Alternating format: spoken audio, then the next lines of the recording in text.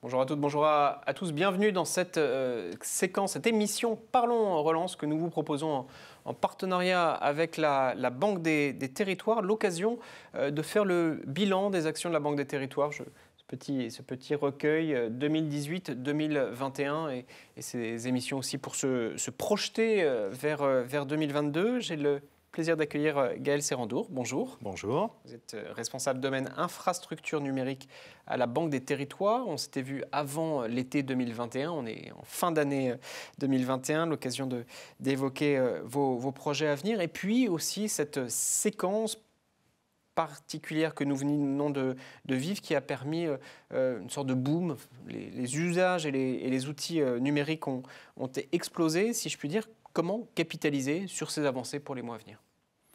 Eh bien, vous avez raison, la période que nous avons vécue, elle nous a permis et elle nous a fait vivre une explosion des usages. Et donc, sans doute, on peut tirer quelques enseignements pour l'avenir. Depuis 2 ans, principalement l'école à la maison, mais aussi le télétravail, dans un premier temps forcé, subi. Aujourd'hui, le télétravail plutôt choisi.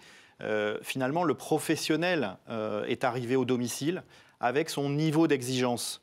Et en effet, sur les infrastructures, sur la connexion, il y a aujourd'hui des besoins impératifs à la maison. C'est vrai, ça a toujours été vrai en entreprise, de débit, de qualité de la connexion, de permanence de la connexion, et puis aussi de plus en plus de sécurité et de nouvelles fonctionnalités. Et donc, il va nous falloir des réseaux sécurisés, des services et des usages améliorés, enrichis pour les années qui viennent. Et c'est vrai également en situation de mobilité. Beaucoup a été fait pour améliorer la qualité des réseaux mobiles ou de la couverture mobile en métropole en particulier. Mais il reste encore beaucoup de choses à faire, y compris en Outre-mer. Alors, beaucoup d'actions, d'interventions. Est-ce que vous pouvez évoquer votre feuille de route 2022 en la matière ? Alors notre feuille de route 2022, elle reposera sur 2 jambes. La première, sur les services et les usages. Nous avons investi au cours de l'année écoulée dans un certain nombre d'activités et de start-up, un éditeur de logiciels éducatifs, confère le sujet de l'école à la maison, également favoriser des solutions de télémédecine dans les territoires, promouvoir l'offre culturelle ou touristique territoriale ou des solutions de cybersécurité. Nous allons poursuivre ce mouvement dans les secteurs que je viens d'évoquer. Et la deuxième jambe, ce sera celle des infrastructures.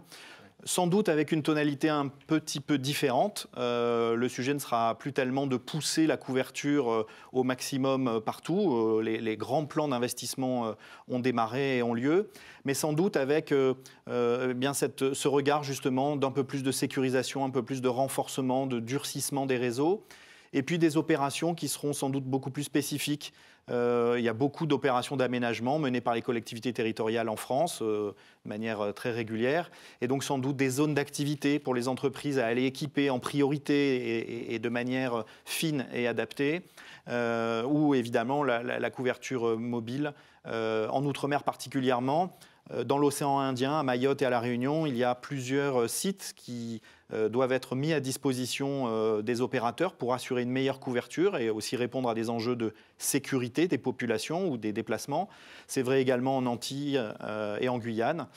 Et donc en 2022, nous essaierons d'apporter notre contribution pour ces projets de couverture mobile en Outre-mer. Et tout cela contribue à combler tout ou partie du fossé en matière numérique. On le sait, il y a un fossé, quelques fractures numériques dans les territoires, entre les villes et puis des territoires plus reculés, mais aussi au sein des populations. On le sait, 12-13 millions de Français qui n'ont pas les outils ou pas les usages du numérique. Vos actions contribuent à faire reculer ces fractures ?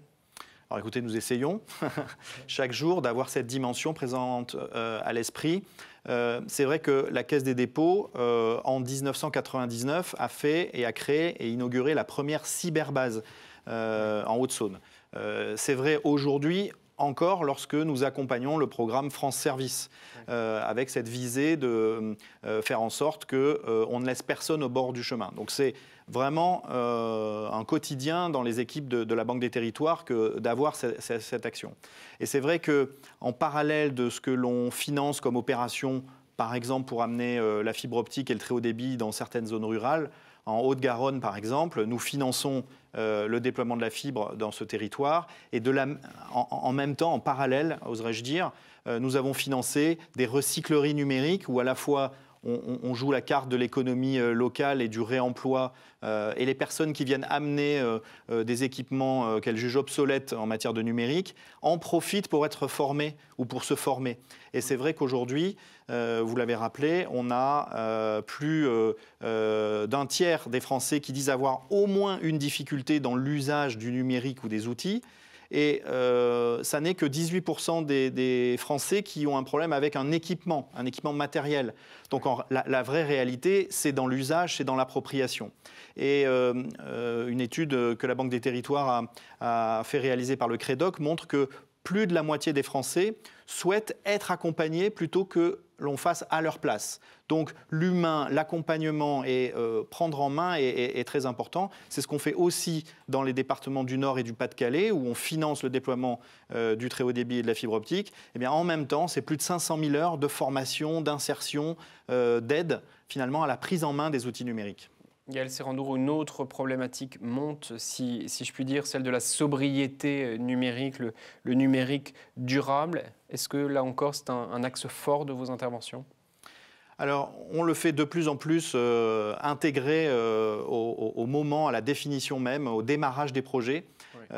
Et c'est vrai que pour la Banque des Territoires, c'est très important. Et j'oserais dire qu'on le fait un peu comme le particulier, c'est-à-dire que lorsqu'on est chez soi, on peut vouloir souscrire à des offres d'abonnement d'électricité, d'énergie renouvelable et moins traditionnelle. Mais si on ne fait que ça, on ne maximise pas l'effet. Il faut aussi réduire sa propre consommation chez soi d'électricité, par exemple. La Banque des Territoires, on procède de la même façon. Pour baisser la consommation énergétique des opérations que l'on mène lorsque l'on finance par exemple des centres de données, des data centers en métropole, on essaie de faire en sorte de financer soit la modernisation de data centers pour qu'ils consomment moins d'énergie, soit on finance la création de nouveaux data centers aux derniers standards et notamment parfois avec des innovations où on essaie d'éviter le refroidissement par des fluides et des groupes électrogènes et plutôt un refroidissement par air et convection naturelle, ce qui améliore l'efficacité énergétique. Voilà, donc ça, c'est sur la consommation. Et de la même façon, le pendant, c'est on essaie aussi de financer les projets avec des investisseurs institutionnels et notamment dans le cadre de l'action que mène la Caisse des dépôts qui, chaque année, émet des obligations durables sur les marchés. Oui. Et depuis 2019, nous avons à la Banque des Territoires fait financer 14 de nos projets, c'est à peu près 400 millions d'euros, grâce aux obligations durables émises par la Caisse des dépôts sur le marché, donc des projets qui ont été vérifiés, certifiés par les grands investisseurs institutionnels de la place. Feuille de route 2022, décidément très riche. Peut-être un mot de conclusion, Gaël Sérandour, à destination des décideurs territoriaux. Ils sont nombreux à nous regarder, des maires, des élus. Plus largement, qu'est-ce que vous leur dites aujourd'hui en cette fin d'année 2021 ? Vous avez raison de m'inviter à aller sur cette voie, puisqu'on ne fait jamais les projets seuls et qu'il faut toujours avoir des porteurs de projets privés ou publics, mais tout se passe toujours dans un territoire. Et c'est vrai que tous les projets que l'on peut citer, de centres de données, de couverture mobile ou de déploiement de la fibre, ça ne se fait qu'avec les élus et les collectivités concernées.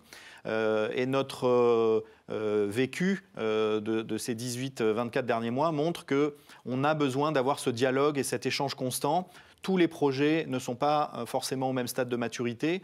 Nous savons accompagner des projets qui nous sont présentés et on peut immédiatement les financer parce qu'ils sont prêts, ils ont été travaillés, mais ils ne sont pas tous à ce même stade et donc nous sommes tout à fait à la disposition des élus et je pense que c'est ça le message important en cette fin d'année. C'est même si le projet mérite encore d'être affiné, travaillé, que ce soit sur l'objet, sur le périmètre ou les méthodes de financement, nous sommes à leur disposition pour ouvrir le livre et travailler avec eux. Le message est passé. Merci d'être de nouveau venu témoigner, Gaël Sérandour. Je rappelle que vous êtes responsable domaine infrastructure numérique à la Banque des Territoires. Banque des Territoires qui a été lancée en 2018. Je renvoie vers ce bilan de 3 ans d'intervention de la Banque des Territoires 2018-2021. C'est éclairant, évidemment, pour les actions 2022. Merci à vous toutes et tous qui nous regardez. Je vous renvoie lire tous les épisodes nombreux, très, très pertinents, très riches de notre série Parlons Relance. À très vite.